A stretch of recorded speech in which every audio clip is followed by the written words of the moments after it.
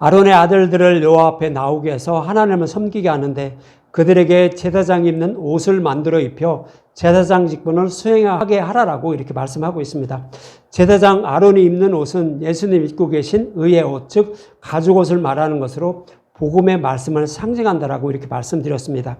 그래서 제사장 아론이 입는 옷에 대해 말씀드리고 있는데 에봇이 상징하는 성경의 말씀 속에는 예수님이 저와 여러분을 사랑하사 십자가 대속으로 말미암아 구원해 주실 것을 말씀하고 있으며 그 십자가 사랑을 성령에 오셔서 깨달아 알게 하신 것을 교회에게 전하여 늘 깨어있게 해서 천국을 소망하면서 살아가게 해야 하는 임무가 제사장에게 있다라고 이렇게 말씀하고 있는 것입니다. 그 임무가 지금은 목사님들이죠. 말씀 전도자에게 그 임무가 있다라고 성경은 그렇게 말씀하고 있는 것입니다.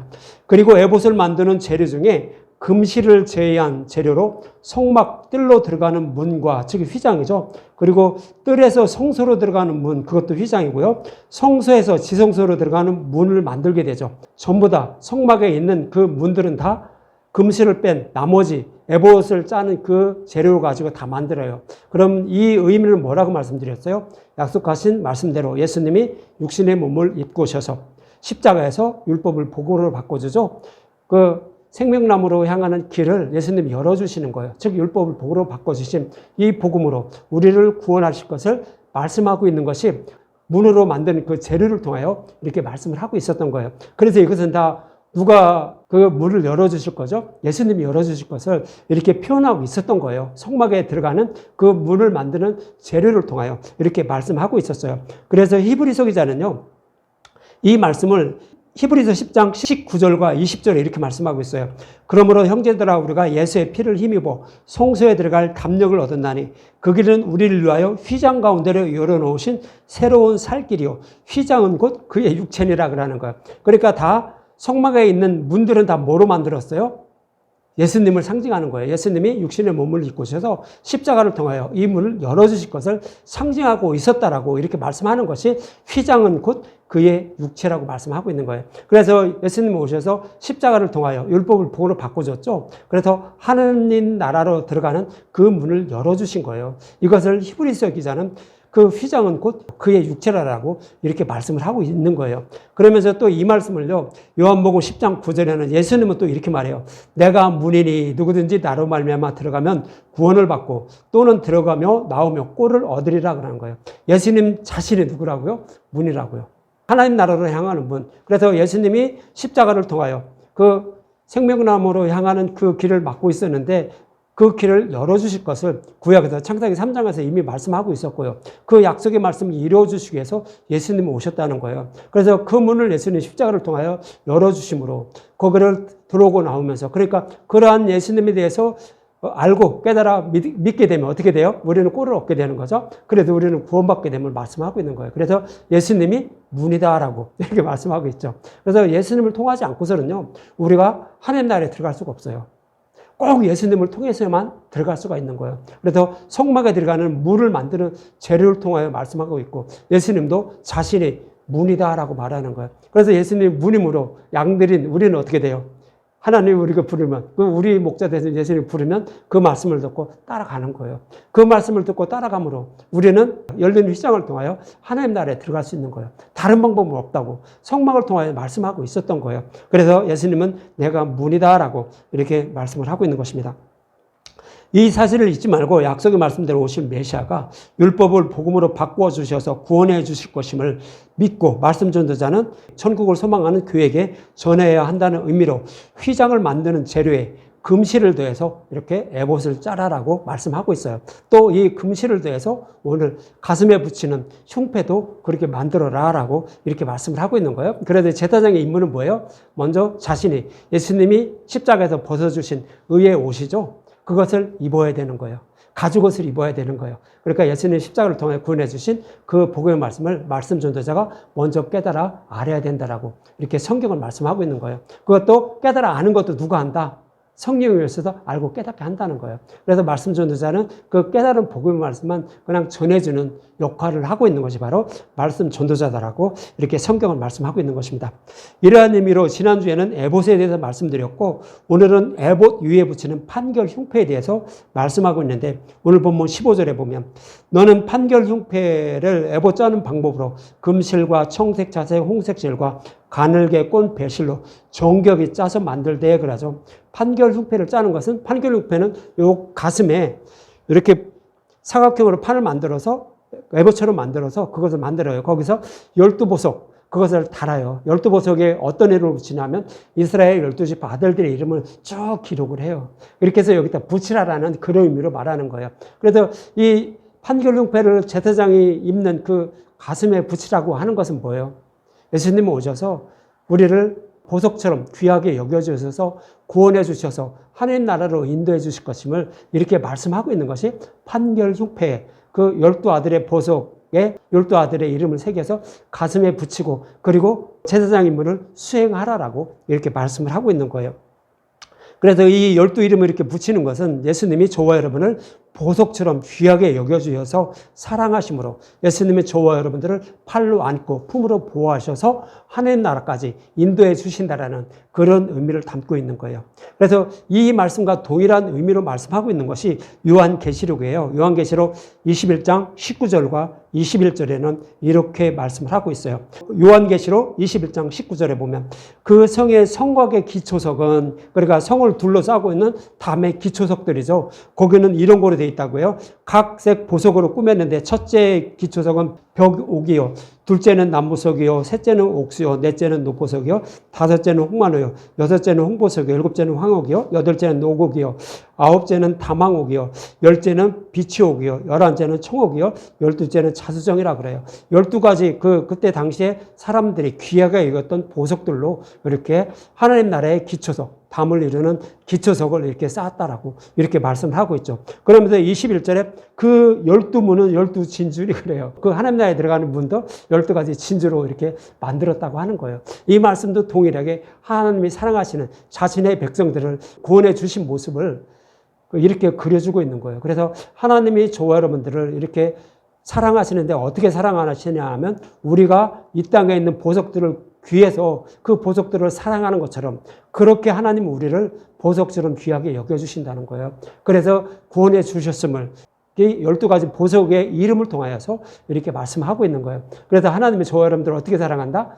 보석처럼 귀하게 여겨주셔서 구원해 주실 것임을 이렇게 말씀을 하고 있는 것입니다. 이렇게 하나님이 자신의 백성을 사랑하여 구원해 주신다는 의미로 판결 흉패를 만들 때 12가지 보석으로 만들라라고 이렇게 말씀하는 것인데 이어지는 본문 16에서 21절에 보면 길이가 너비가 한 뼘씩 두 겹으로 네모 반듯하게 하고 여기서 가슴 흉패 만드는 것도 네모 반듯하게 하라는 거예요. 반드시 하나님이 이렇게 구원해 주신다는 의미를 담고 있는 거예요. 그것에 네 줄로 보석을 물리되 첫 줄은 홍보석, 황옥, 녹주옥이요. 둘째 줄은 성유석, 남보석, 홍마노요. 셋째 줄은 호박, 백마노, 자수정이요. 넷째 줄은 녹보석, 호마노, 복역으로 다 금태를 물리치니 이 보석들은 이스라엘 아들들의 이름대로 12이라 보석마다 12지파 한 이름씩 도장을 새기는 법으로 새기고 그러죠. 여기서 요한계시록에서 나오는 보석 이름하고요. 여기서 출애굽기에 나온 보석 이름하고 조금은 틀려요. 몇 개는 틀려요. 근데 이것은 왜 그러냐면 그때 당시에 이 땅에 살아가는 사람들이 가장 귀하게 여겼던 보석의 이름을 이렇게 기록을 하고 있었기 때문에 그래요. 시대에 따라서 그 보석이 사람들이 귀하게 여기는 거에 다 틀리죠. 우리가 이 보석들을 사랑하는 것처럼 귀하게 여기는 것처럼 하나님이 저와 여러분들을 이렇게 귀하게 여겨주셔서 구원해 주신다는 의미를 담고 있는 거예요. 그래서 이렇게 12가지 보석 이름을 이렇게 기록을 하고 있는 것입니다.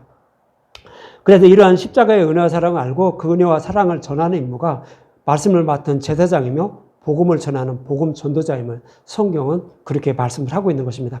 그러면서 저와 여러분들을 구원하시는 이유, 즉 이스라엘 백성들을 하나님이 구원해 주시는 이유를 신명기 7장 6절과 8절에는 이렇게 표현을 하고 있어요.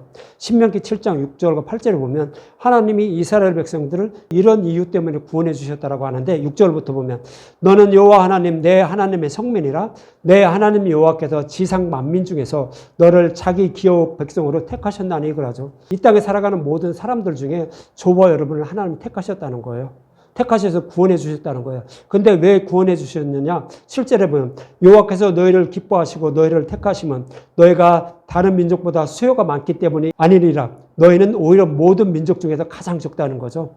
이스라엘 백성들이 하나님이 택하셔서 구원해 주셨는데 이 땅에서 뭐가 다른 민족들보다 잘난 게 아무것도 없다는 거예요. 똑같다는 거예요. 그들도 똑같은데 그들을 택하셨다는 거예요. 이 말씀도 저와 여러분들을 하나님이 구원해 주신 이유를 말씀하고 있는 거예요. 저와 여러분들이 이 땅에서 뭐 특별하게 잘하고 뭐 어떻게 하는 것도 아무것도 아니라는 거예요. 이 땅에 살아가는 사람들과 다 똑같다는 거예요. 근데 왜 택하셨냐면 8절에 여호와께서 다만 너희를 사랑했다고. 우리를 사랑해서 이스라엘 백성들은 그 많은 민족 중에서 이스라엘 백성을 사랑하심으로 말미암아 또는 너희 조상들에게 하신 맹세를 지키려 하심으로 말미암아 자기의 권능의 손으로 너희를 인도하여 내시되 너희를 그 종되었던 집에서 애굽 왕 바로의 손에서 속량하였다라고 이렇게 말하는 거예요. 이스라엘 백성들을 구원해 주신 이유를 말하는 거예요. 구원해 주신 이유가 아무것도 없다라는 거예요. 다만 그들이 하나님을 사랑하셨고 또 그들의 조상들 아브라함과 이삭과 야곱에게 약속하시기 때문에 하나님의 이름을 더럽히지 않기 위해서 이스라엘 백성들을 바로의 누에서 해방시켜서 하나님의 백성으로 삼아주셨다라고 이렇게 말하는 거예요. 이 말씀은 저와 여러분들에게 하시는 말씀이에요. 저와 여러분들을 하나님이 구원하시는 이유는 아무 이유가 없어요. 다만 하나님 저와 여러분들을 보시기에 너무나 사랑스러운 거예요. 너무나 사랑스러워서 하나님의 이름을 위해서 저와 여러분들을 구원해 주시는 거예요. 저와 여러분들을 구원해 주신다는 얘기는 뭐예요? 저와 여러분들에게 성령 오시는 거예요. 성령 오셔서 눈가귀를 열어주셔요. 그래서 복음의 말씀을 듣고 깨달아 믿게 해서 진리의 길로 우리를 이끌어 가시는 거예요. 그래서 우리를 구원해 주신다고요. 이렇게 저와 여러분들을 하나님의 사랑하심을 이렇게 신명기에서도 이렇게 말씀을 하고 있었던 거예요. 그래서 저와 여러분이 구원받는 거예요. 저와 여러분이 하나님께 뭐를 잘한다? 뭐를 어떻게 한다? 아니요. 우리는 아무리 하나님께서 뭐를 잘 보인다고 할지라도 하나님의 보시기에는 이거는 먼지와 같아. 그냥 똥과 같은 거예요. 그냥 버려버려요. 다만 우리를 하나님이 사랑하시기 때문에 이렇게 구원하고 계심을 성경은 그렇게 말씀을 하고 있는 것입니다. 이러한 이스라엘 백성들처럼 하나님이 저와 여러분을 사랑하사 택하시고 복음을 전해 듣게 하여 구원해 주신다는 뜻으로 이렇게 말씀하고 있는 것입니다. 그래서 구원받은 하나님의 백성은 이러한 십자가의 은혜와 사랑을 알게 하려고 우리 인생을 허락하신 것이며 그 은혜와 사랑을 알 때까지 하나님은 품으로 보호하시며 지켜주셨다가 결국 하나님 나라로 저와 여러분들을 인도해 주시는 것입니다. 이러한 십자가의 은혜와 사랑을 알고 전하는 인물을 가진 자가 바로 제사장이며 복음 전도자임을 성경은 그렇게 말씀을 하고 있는 것입니다. 이사야 40장 9절과 12절에도 바벨론 포로에 있는 이스라엘 백성들에게 이렇게 위로하라라고 하나님은 그렇게 말씀을 하십니다. 이사야 40장 9절에 보면 아름다운 소식을 시온에 전하는 자여 너는 높은 산에 오르라. 아름다운 소식을 예루살렘에 전하는 자여 너는 힘써 소리를 높이라. 두려워하지 말고 소리 높여 유다의 성읍들에게 이르기를 너희의 하나님을 보라 이렇게 말해요. 그러니까 복음을 전하는 전도자들 하나님 그 은혜와 사랑을 전하는 자는 그들에게 소리 높여서 외치라는 거죠. 복음을 전해주라라고 이렇게 말씀을 하고 있는 거예요. 그런데 이 말씀은 어떤 배경이냐면 이스라엘 백성들이 바벨론 포로에 끌려가 있다가 이제 70년이 차서 고국으로 돌아올 때가 된 거예요. 그때 이제 복음 전도자가 가서 이제 너희들은 해방될 때가 되었다라고 이렇게 외치라는 그런 의미로 말하는 거예요. 이 말씀이 이제 저와 여러분들은 다 사탄의 포로로 살아가요. 그런데 예수님은 오셔서 십자가에서 죽으시고 부활하여 율법을 복으로 바꿔주셨어요. 우리의 모든 죄를 다 십자가에서 대속해 주셨다고요. 그러니까 말씀 전도자는 어떻게 전해야 돼요? 우리의 모든 죄를 다 대속해 주셨으니 우리가 이제 구원받을 때가 되었다라고 소리를 펴서 외치라고 이렇게 이사야 선지자를 통하여 이렇게 말씀을 하고 있는 것입니다. 그러면서 10절에 보면 이런 말씀하고 있어요. 보라 주 여호와께서 장차 강한 자로 임하실 것이요 친히 그의 팔로 다스릴 것이라. 보라 상급이 그에게 있고 보응이 그 앞에 있으며 그러죠. 장차 여호와께서 강한 자로 임하신다는 것은 예수님이 오셔서 십자가에서 사탄의 모를 밟는다는 거예요.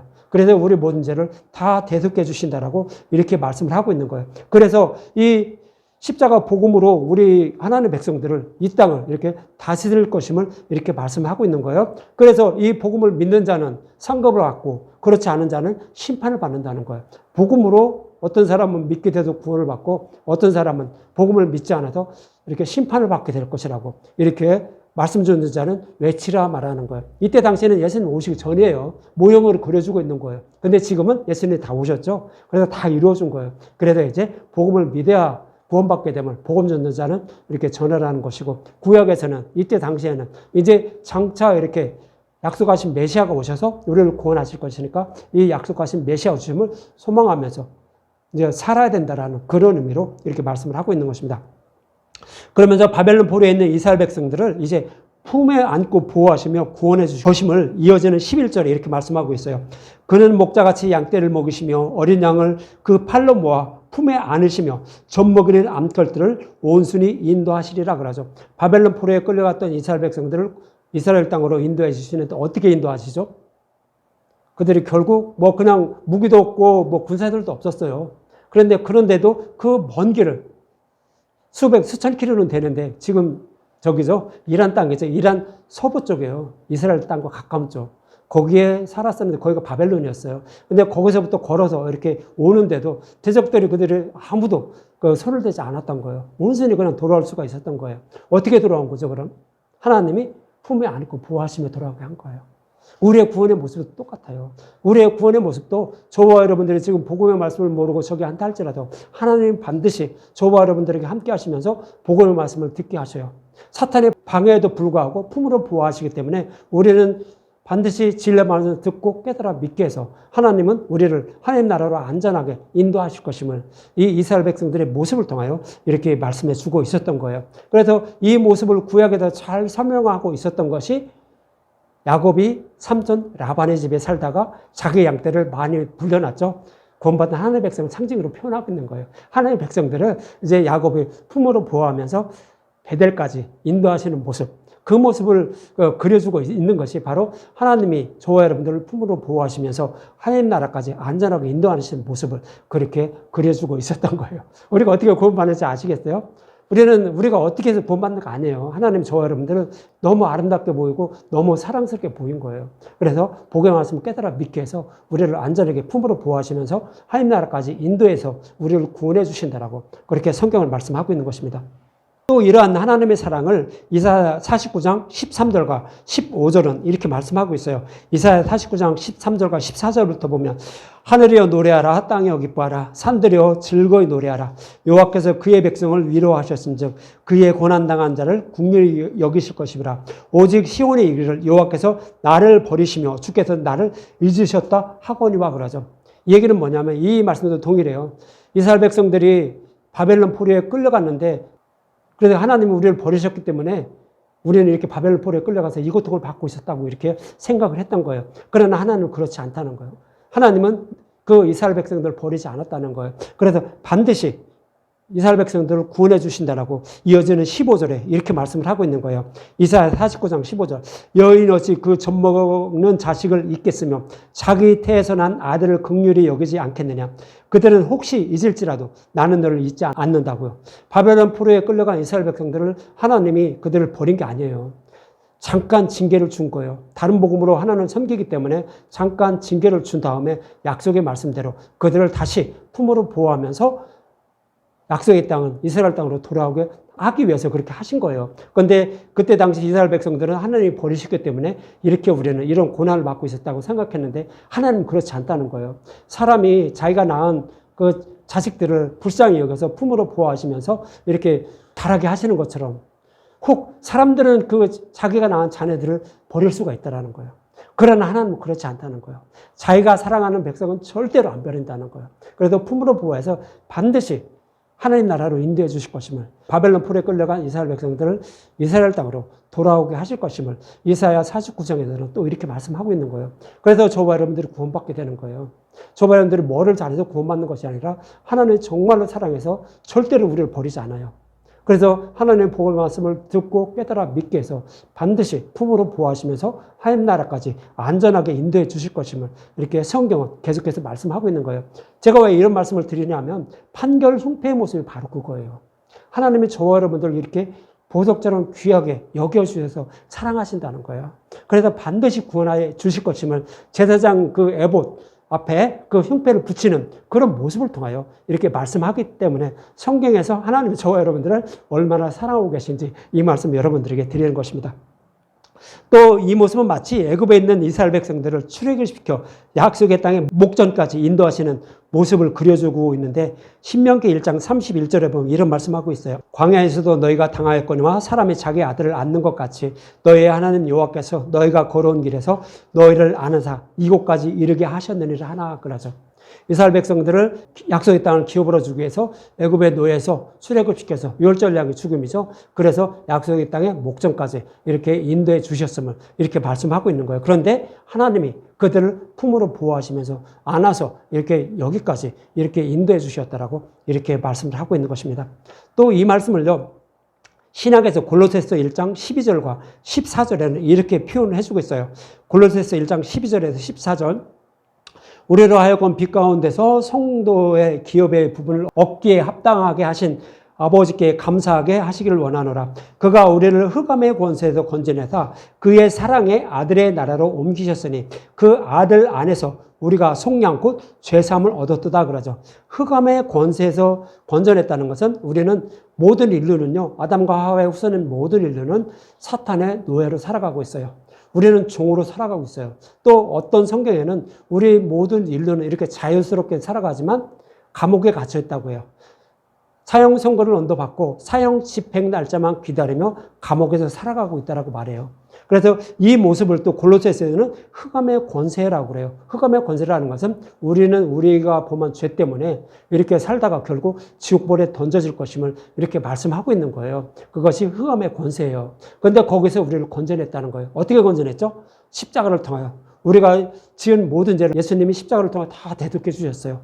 예수님이 대신 갚아주신 거예요. 그리고 우리를 건져내서 어디로 옮기셨다? 아들의 나라로 옮기셨다는 거예요. 아들의 나라는 뭐예요? 네, 복음 안으로 우리를 옮기셨다는 거예요. 복음 안으로 옮겨주셨다는 것은 이 우주 만물의 주인이신 하나님이 거하는 그 집으로 옮겨주셨다는 거예요. 그럼 하나님의 아들로 삼아주셨다는 것인데 하나님의 아들로 삼아주셨다는 것은 뭐예요? 우리가 아무리 죄를 범해도 그 아버지가 그 자녀들을 어떻게 내버릴까요? 지옥불로 던질까요? 징계는 해도 절대로 버리지 않아요.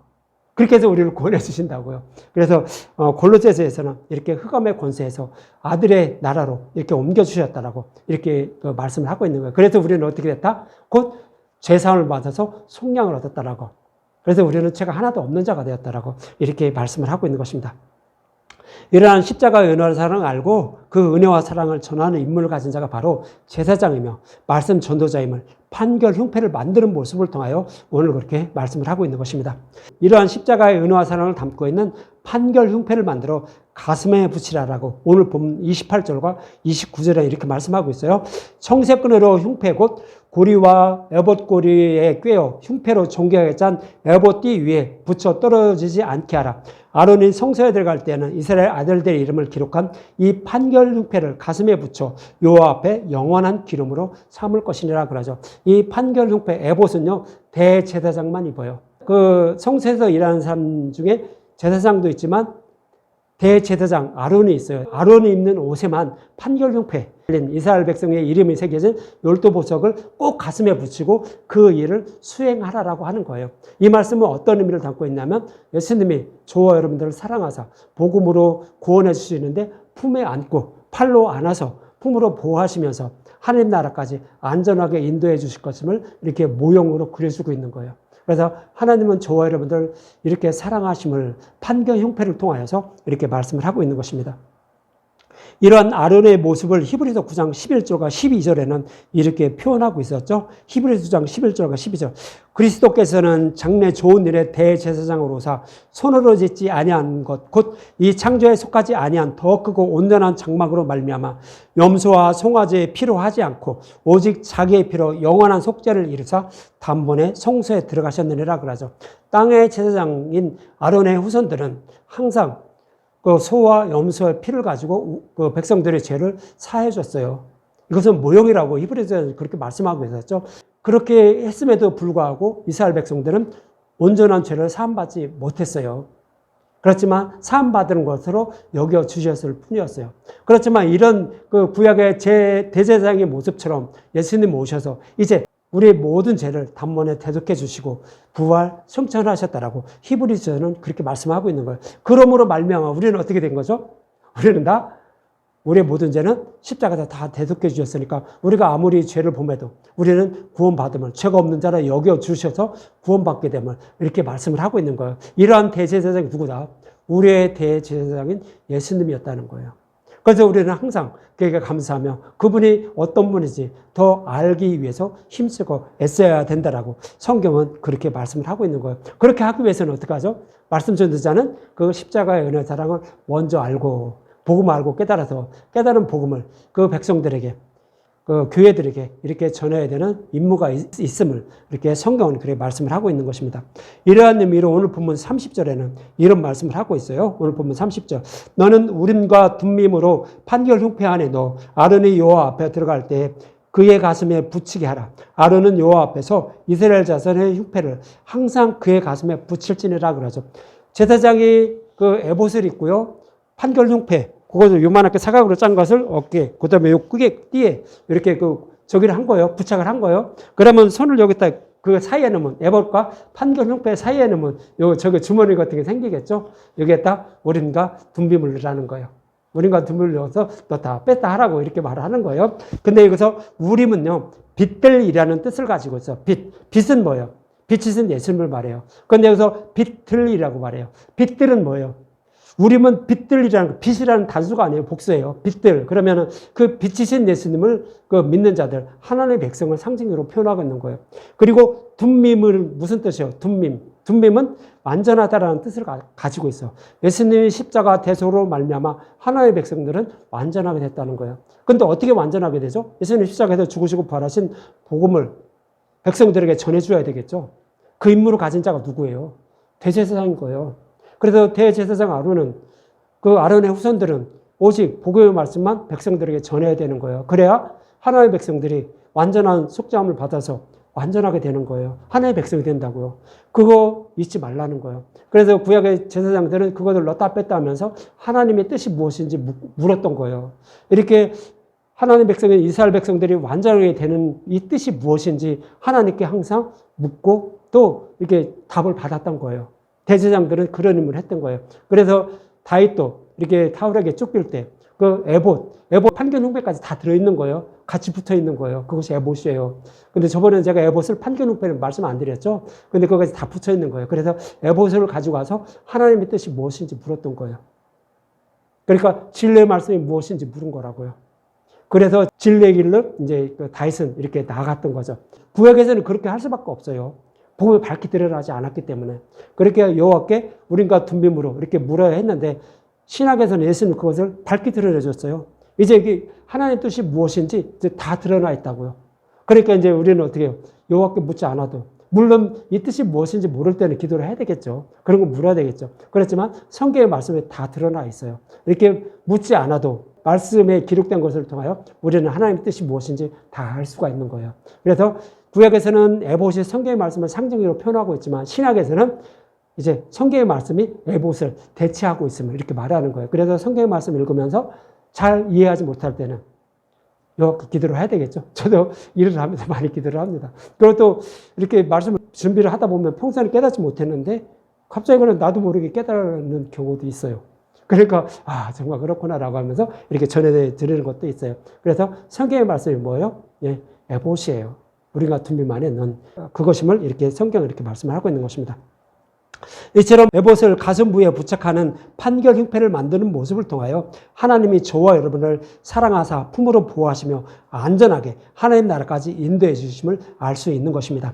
이러한 십자가의 은혜와 사랑을 알고 전하는 임무를 가진 사람이 바로 제사장이며 오늘날 말씀 전도자인 목회자임을 이렇게 성경은 말씀하고 있는 것입니다. 이러한 십자가의 은혜와 사랑을 알므로 하나님은 저와 여러분들을 고귀하고 존귀한 보석으로 여겨주셔서 구원해 주시는 것입니다. 저와 여러분들을 하나님이 사랑하시기 때문에 저와 여러분들을 복음의 말씀을 듣고 깨달아 믿게 해서 구원해 주시는 거예요.